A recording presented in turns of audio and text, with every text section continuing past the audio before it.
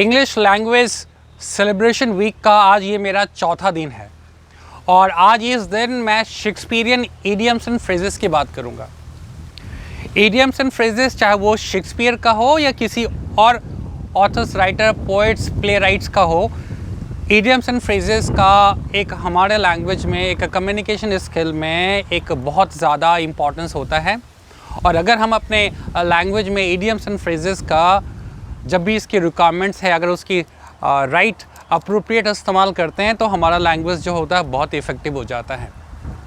तो आज इस चौथे दिन इंग्लिश लैंग्वेज वीक सेलिब्रेशन में शेक्सपियरियन फ्रेजेस की बात करते हैं और हमें ये बहुत ही सरप्राइजिंग होता है कि जाने और अनजाने में कहीं ना कहीं हम शेक्सपियर का इस्तेमाल किया हुआ फ्रेजेस हम इस्तेमाल कर जाते हैं अपने डेली लैंग्वेज में, बट हमें पता नहीं होता है कि ये फ्रेज़ का जो सोर्स है, ये जो ओरिजिन है, ये शेक्सपियरियन प्ले से लिया गया है। तो उस पर हम बात करते हैं। तो आज जो है 13 शेक्सपियरियन प्ले जो हमारे एवरीडे लाइफ में इस्तेमाल होता है उस पर हम बात करने जा रहे हैं। और जो पहला फ्रेज़ है, और इस फ्रेज़ इसमें हम एक चीज़ और जानेंगे, उस फ्रेज़ का मीनिंग जानेंगे और इसके साथ हम ये भी जानेंगे कि ये फ्रेज़ कौन सी प्ले से लिया गया है और उस प्ले का जोनरा क्या, टाइप क्या, क्योंकि शेक्सपियरियन प्ले को हम लोगों ने अलग अलग जो जोनरास एंड कैटेगरीज में डिवाइड किया गया। शेक्सपियरियन साहब के कुछ प्लेस तो जो हैं ट्रेजेडी है, कुछ कॉमेडी है, कुछ हिस्टोरिकल प्ले है और कुछ में दोनों एलिमेंट्स होता है, कॉमेडी का भी और ट्रेजेडी का। तो इसके साथ ही शेक्सपियरियन 13 फ्रेजेस हम जो है आज इस celebration English weak day celebration के चौथे दिन में हम इसका हम समझने की कोशिश करते हैं। तो पहला जो फ्रेज़ है वो है break the ice, and the meaning of break the ice is start a conversation. Break the ice का मतलब होता है बातचीत शुरू करना और ये फ्रेज़ शेक्सपियरियन साहब का द टेमिंग ऑफ द श्रू प्ले से लिया गया है, जो कि एक कॉमेडी प्ले है। दूसरा फ्रेज़ जो है वो है it's all Greek to me. The meaning of it's all Greek to me is something that is indistinguishable and incomprehensive. वो कहते हैं ना कि अगर कोई चीज़ अगर समझ में नहीं आता है तो हम कहते हैं ना it's all Greek to me, मतलब उस चीज़ का समझ उस स्पीकर को या हमें नहीं होता है, तब हम कहते हैं it's all Greek to me. और इस फ्रेज़ का इस्तेमाल विलियम शेक्सपियर साहब ने अपने बहुत ही फेमस ट्रेजेडी प्ले में करा है जिसका नाम है जूलियस सीजर। जो थर्ड प्ले है, जो थर्ड फ्रेज़ है वो catch a cold. Third phrase जो है थर्ड कैच अ कोल्ड, जिसका मतलब होता है the meaning of catch a cold is to get sick, बीमार पड़ जाना। और ये फ्रेज़ विलियम शेक्सपियर साहब ने अपने प्ले सिम्बरलिन में किया है, जो कि एक सिम्बरलिन एक ऐसा प्ले है जिसमें ट्रेजेडी और कॉमेडी जॉनरा दोनों इस कैटेगरीज में आते हैं। जो चौथा फ्रेज़ है वो है love is blind, and the meaning of love is blind is an inability to see the shortcomings in a lover and doing crazy things in love. Love is blind का मतलब होता है कि एक प्रेमी जो होता है अपनी प्रेमिका में उसकी जो खामियां होती हैं, उनमें जो शॉर्टकमिंग्स होता है उसको नोटिस नहीं कर पाते हैं, और जब कोई प्यार में होता है तो उसमें बड़े स्टूपिड थिंग्स वो करते हैं। और इस फ्रेज़ का इस्तेमाल विलियम शेक्सपियर साहब ने अपने famous comedy the Merchant of Venice में किया है। The next fifth phrase is green eyed monster. Green eyed monster का मतलब होता है जेलसी, और इसका इस्तेमाल जो हुआ है ओथेलो प्ले में हुआ है। ओथेलो प्ले अपने आप में एक ट्रेजेडी है। And the next sixth play is a heart of gold. A heart of gold का मतलब होता है कि a very kind and honorable person, एक ऐसा इंसान जो कि अंदर से अपने दिल से बहुत ही साफ और बहुत ही शरीफ इंसान होता है। और इसका इस्तेमाल विलियम शेक्सपियर साहब ने अपने हिस्टोरिकल प्ले जो है हेनरी फिफ्थ में किया है। और जो सेवेंथ जो फ्रेज़ है वो है in a pickle, and the meaning of in a pickle is in a very difficult and uncomfortable position.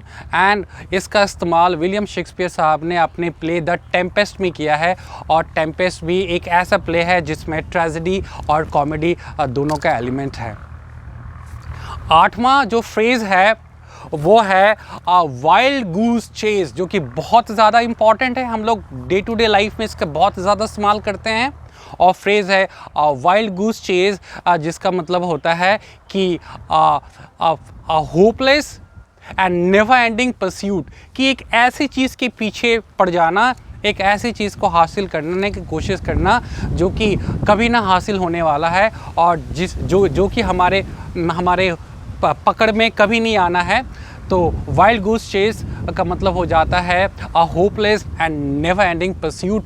और इस बड़े फेमस फ्रेज़ का इस्तेमाल विलियम शेक्सपियर साहब ने अपने famous tragedy Romeo and Juliet में करा है।